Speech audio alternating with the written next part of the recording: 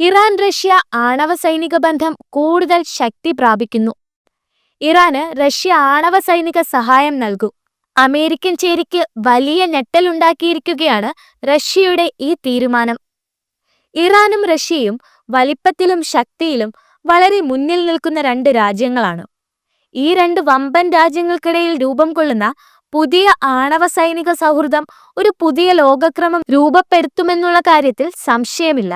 Iran വിദേശകാര്യമന്ത്രി Abbas അരാഗ്ചിയുടെ അഭിപ്രായത്തിൽ ഇറാനും റഷ്യയും തമ്മിലുള്ള 20 വർഷത്തെ ഉടമ്പടി ഒപ്പിടുന്നത് ഒരു രാഷ്ട്രീയ രേഖ മാത്രമല്ല, ഭാവിയിലേക്കുള്ള ഒരു റോഡ് മാപ്പ് കൂടിയാണ്.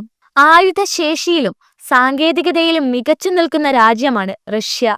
ഓരോ ദിവസവും കഠിന പരിശ്രമങ്ങളിലൂടെ തങ്ങളുടെ സൈനിക ശേഷി വർദ്ധിപ്പിച്ചുകൊണ്ടിരിക്കുന്ന രാജ്യമാണ് ഇറാൻ. റഷ്യയുടെ ആയുധങ്ങളും സാങ്കേതിക വിദ്യകളും ഇറാനിലേക്ക് കൈമാറ്റം ചെയ്യപ്പെടുമ്പോൾ അവർ കൂടുതൽ ശക്തരാകുന്നു.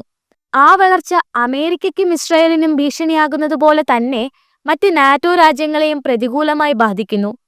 അമേരിക്കൻ ചേരി നേരിടുന്ന ഏറ്റവും ഗുരുതരമായ വെല്ലുവിളികളിൽ ഒന്നാണ് റഷ്യ ഇറാൻ രാജ്യങ്ങൾക്കിടയിലെ ആണവ സൈനിക ബന്ധം. ഇറാനുമായി തുറന്ന ആണവ സഹകരണത്തിൽ ഏർപ്പെട്ടിരിക്കുന്ന ലോകത്തിലെ ഏക രാജ്യമാണ് റഷ്യ. റഷ്യയുടെ പരമ്പരാഗത ആയുധ കൈമാറ്റങ്ങളും ഇറാന്റെ സിവിലിയൻ ആണവ പദ്ധതിക്കുള്ള സഹായവും അന്താരാഷ്ട്ര ആണവായുധ കൈമാറ്റങ്ങൾ ഒന്നും തന്നെ ലംഘിക്കുന്നതല്ല.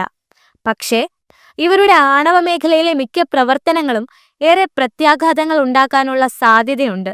എന്തു തന്നെയായാലും ഇറാന്റെ സിവിലിയൻ ആണവ പദ്ധതിയെ സഹായിക്കുന്നതിൽ വിശാലമായ അന്താരാഷ്ട്ര മാനദണ്ഡങ്ങൾ ഒന്നും തന്നെ വകവയ്ക്കാൻ റഷ്യ തയ്യാറല്ല. ഇറാനുമായുള്ള അന്താരാഷ്ട്ര സഹകരണത്തിൽ പാശ്ചാത്യ ശക്തികളുടെ അഭിപ്രായങ്ങൾ കേൾക്കേണ്ടതില്ലെന്ന് റഷ്യ തങ്ങളുടെ നിലപാട് വ്യക്തമാക്കിയിട്ടുണ്ട്. യുക്രൈന് വൻതോതിൽ ആയുധങ്ങൾ നൽകി റഷ്യയെ ആക്രമിക്കാൻ കൂട്ടുനിൽക്കുന്ന പാശ്ചാത്യ ശക്തികൾക്ക് റഷ്യ ഇറാനെയും ഉത്തര കൊറിയയെയും സഹായിക്കുന്നത് ചോദ്യം ചെയ്യാൻ അവകാശമില്ലെന്നതാണ് റഷ്യൻ ഭരണകൂടത്തിന്റെ നിലപാട്.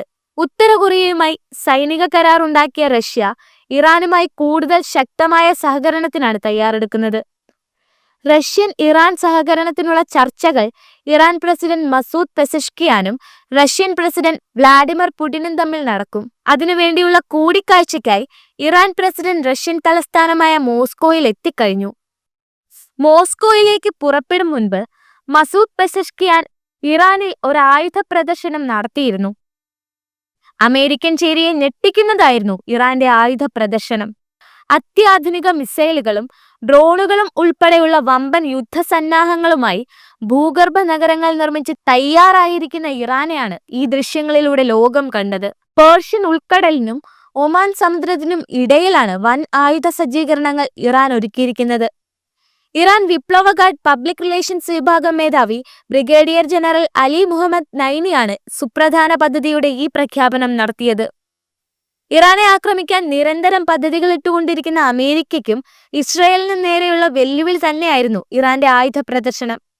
തങ്ങൾക്കു നേരെ ആരാക്രമണവുമായി വന്നാലും തങ്ങൾ പൂർണ്ണ സജ്ജരാണെന്നുള്ള ഇറാന്റെ ആത്മവിശ്വാസത്തെ കൂടിയാണ് ആയുധ പ്രദർശനത്തിലൂടെ പങ്കുവച്ചത്. പൈഗംബറെ ഐസം എന്ന പേരിൽ ഇറാന്റെ പടിഞ്ഞാറൻ പ്രവിശ്യയിൽ ആരംഭിച്ച വിപുലമായ സൈനികാഭ്യാസത്തിനിടയിലാണ് ആയുധശേഖരമായി നിർമ്മിച്ച 2 ഭൂഗർഭ നഗരങ്ങൾ അവതരിപ്പിച്ചിരിക്കുന്നത്. അത്യാധുനികമായ മിസൈലുകളും ആയുധങ്ങളുമാണ് ഇവിടെയുള്ളത്. ഈ നഗരത്തിന്റെ മേൽനോട്ട ചുമതലയുള്ളത് IRGCയുടെ എയ്റോസ്പേസ് ഫോഴ്സിനാണ്. ഇതോടൊപ്പം ഒരു നാവിക താവളവും ഇറാൻ പുതുതായി നിർമ്മിച്ചിട്ടുണ്ട്. കൂടുതൽ സങ്കീർണവും ദീർഘവുമായ പോരാട്ടത്തിന് വിപ്ലവ ഗാർഡ് സജ്ജമാണെന്നാണ് ബ്രിഗേഡിയർ അലി മുഹമ്മദ് നൈനി തന്നെ വാർത്താ സമ്മേളനത്തിൽ വ്യക്തമാക്കിയത്. ഇറാൻ അവരുടെ സൈനിക ശേഷിയും യുദ്ധപരിശീലനവും ആയുധശേഷിയുമെല്ലാം നിരന്തരം മെച്ചപ്പെടുത്തുന്നതിന് വേണ്ട ശ്രമങ്ങൾ നടത്തുകയാണ്. ഇസ്രായേലിനെ ആക്രമിക്കാനുള്ള ഉത്തരവ് വരാൻ കാത്തിരിക്കുകയാണെന്നാണ് അദ്ദേഹം പറയുന്നത്. ഇനിയും സിറിയയ്ക്ക് നേരെയുള്ള ഇസ്രായേൽ ആക്രമണങ്ങൾ തുടർന്നാൽ അവരെ കാത്തിരിക്കുന്നത് വലിയ യുദ്ധമാണെന്ന് നേരത്തെ തന്നെ ഇറാൻ ഇസ്രായേലിന് മുന്നറിയിപ്പ് നൽകിയിട്ടുണ്ട്. രൂപകൽപ്പനയിലും ശേഷിയിലും വലിപ്പത്തിലും മാത്രമല്ല, ആയുധങ്ങളുടെ കരുത്തും ഉൽപാദനവുമെല്ലാം ഇറാൻ ദിനംപ്രതി വർദ്ധിച്ചുകൊണ്ടിരിക്കുകയാണ്. നിലവിലുള്ള യുദ്ധസന്നാഹങ്ങൾക്ക് പുറമെ പുതിയ ആയുധശേഷിയും ഇറാൻ സ്വന്തമാക്കിയിട്ടുണ്ട്. അതുകൊണ്ട് തന്നെ ഒരു യുദ്ധത്തിനും ശത്രുക്കൾക്ക് മേൽക്കൈ നേടാനാകില്ലെന്നാണ് ഇറാൻ സൈന്യവും വ്യക്തമാക്കുന്നത്. ഇതിനിടെ പേർഷ്യൻ ഉൾക്കടലിൽ ഇറാൻ നാവികസേന യുദ്ധപരിശീലനവും വ്യാപകമായി നടത്തി തുടങ്ങിയിട്ടുണ്ട്. 300 യുദ്ധക്കപ്പലുകളാണ് അഭ്യാസത്തിൽ പങ്കെടുക്കുന്നത്. 2000-ലേറെ വരുന്ന സൈനിക സിവിലിയൻ കപ്പലുകൾ ഭാഗമാകുന്ന നാവിക പരേഡും ഇതിന്റെ ഭാഗമായി നടക്കും. വിപ്ലവ ഗാർഡിന് കീഴിലുള്ള അർദ്ധ സൈനിക വിഭാഗമായ ബാസിസ് സേനയിലെ 1,10,000-ഓളം അംഗങ്ങൾ പങ്കെടുക്കുന്ന സൈനിക അഭ്യാസവും ഉടൻ തെഹ്റാനിൽ നടക്കും. യുദ്ധത്തിനു വേണ്ടിയുള്ള ഇറാന്റെ തയ്യാറെടുപ്പുകളുടെ കണക്കുകൾ ഇതിലൊന്നും തീരുന്നതല്ല. റഷ്യയിലേക്ക് തിരിക്കുന്നതിനു മുൻപ് ഇറാൻ പ്രസിഡന്റ് നടത്തിയ ആയുധ പ്രദർശനം കണ്ടപ്പോൾ തന്നെ അമേരിക്കൻ ചേരിയുടെ കണ്ണ് തള്ളിയിട്ടുണ്ട്. അതിന്റെ കൂടെ ഇനി റഷ്യയുമായി ഇറാന്റെ സൗഹൃദം വളരുക കൂടി ചെയ്താലുള്ള അവസ്ഥ പറയാനില്ല. പ്രത്യേകിച്ച് ഇറാന്റെ ഈ വളർച്ച കൂടുതൽ തളർത്തുന്നത് ഇസ്രായേലിനെയാണ്. ഇറാൻ പിന്തുണയുള്ള ഹൂതികൾക്കും മറ്റു പ്രോക്സികൾക്കും നേരെ നിരന്തര ആക്രമണങ്ങളാണ് ഇസ്രായേൽ നടത്തിയിരുന്നത്.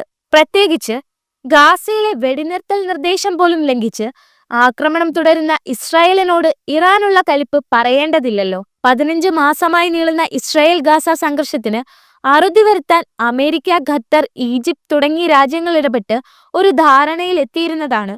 എന്നാൽ അത് നടപ്പിലാകും മുമ്പ് ഇസ്രായേൽ സൈന്യം ഗാസയിൽ വീണ്ടും ആക്രമണങ്ങൾ തുടർന്നു.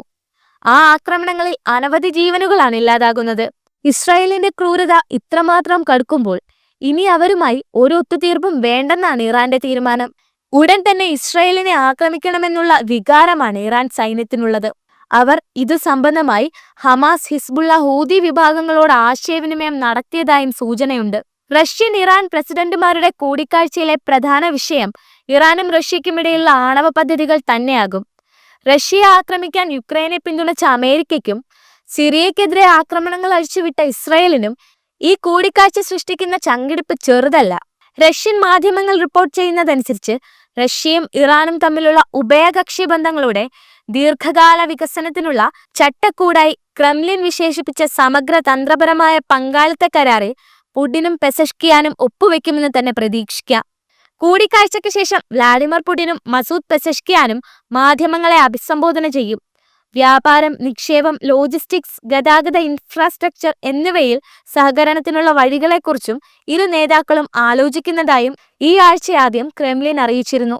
റഷ്യ ഇറാൻ ആണവ സഹകരണത്തിനുള്ള ചർച്ചകൾക്ക് പുറമെ international north south transport corridor എന്ന അന്താരാഷ്ട്ര ഗതാഗതത്തിനുള്ള പദ്ധതിയിലും ഇരു രാജ്യങ്ങളും സഹകരിക്കും. ഇന്ത്യ, ഇറാൻ, അസർബൈജാൻ, റഷ്യ, മധ്യേഷ്യ, യൂറോപ്പ് എന്നിവിടങ്ങളിൽ ഗതാഗത ബന്ധം സ്ഥാപിക്കാൻ ലക്ഷ്യമിട്ടുള്ള ഒരു സുപ്രധാന ഇൻഫ്രാസ്ട്രക്ചർ പദ്ധതിയാണിത്.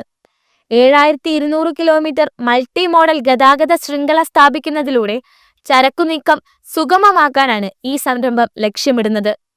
കപ്പൽ, റെയിൽ, റോഡ് റൂട്ടുകൾ സമന്വയിപ്പിക്കുന്നതിലൂടെ INSTC ചരക്ക് നീക്കം സുഗമമാക്കാനും ഗതാഗത സമയം കുറയ്ക്കാനും വ്യാപാര കാര്യക്ഷമത വർദ്ധിപ്പിക്കാനും പദ്ധതിയിലൂടെ സാധിക്കും. ചരക്കു നീക്കത്തിനുള്ള ഒരു പരമ്പരാഗത മാർഗമാണ് സൂയസ് കനാൽ. ഈ റൂട്ടിന് ഒരു പ്രധാന ബദൽ റൂട്ട് സൃഷ്ടിക്കാൻ പുതിയ പദ്ധതിക്ക് സാധിക്കും. കൂടാതെ ഈ യാത്രാ ഇടനാഴി സുരക്ഷിതവും വിശ്വസനീയമായ പാത ഉറപ്പു നൽകുന്നു.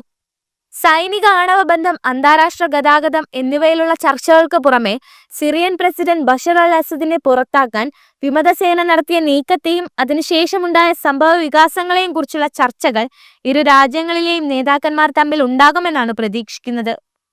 റഷ്യയും ഇറാനും തമ്മിലുള്ള ഉഭയകക്ഷി ബന്ധം കൂടുതൽ ശക്തമായി കൊണ്ടിരിക്കുകയാണെന്ന് റഷ്യയും വ്യക്തമാക്കിയിട്ടുണ്ട്. ഒക്ടോബറിൽ കസാനിൽ നടന്ന ബ്രിക്സ് ഉച്ചകോടിയിൽ പങ്കെടുക്കാനായിരുന്നു പെസഷ്കിയാൻ അവസാനമായി റഷ്യ സന്ദർശിച്ചത്. ഇരു രാജ്യങ്ങളും തമ്മിലുള്ള ബന്ധത്തിൽ സമീപഭാവിയിൽ സമഗ്രമായ തന്ത്രപരമായ പങ്കാളിത്തമുണ്ടാകുമെന്ന് അന്ന് തന്നെ റഷ്യ വ്യക്തമാക്കിയിരുന്നതാണ്. ആ പ്രഖ്യാപനങ്ങൾ ഇപ്പോൾ യാഥാർത്ഥ്യമാകുകയും ഇരു രാജ്യങ്ങളും തമ്മിലുള്ള സഹകരണം കൂടുതൽ ശക്തമാകുകയും ചെയ്യുമ്പോൾ അത് കൂടുതൽ ഭീഷണിയും പ്രതിരോധവും ഉണ്ടാക്കുന്നത് അമേരിക്കൻ ചേരിക്കും ഇസ്രായേലിനും തന്നെയാണെന്നുള്ള കാര്യത്തിൽ യാതൊരു സംശയവുമില്ല. അവരുടെ സമീപഭാവി കടുത്ത വെല്ലുവിളികൾ നിറഞ്ഞതാണെന്നുള്ള കാര്യം വ്യക്തമാണ്.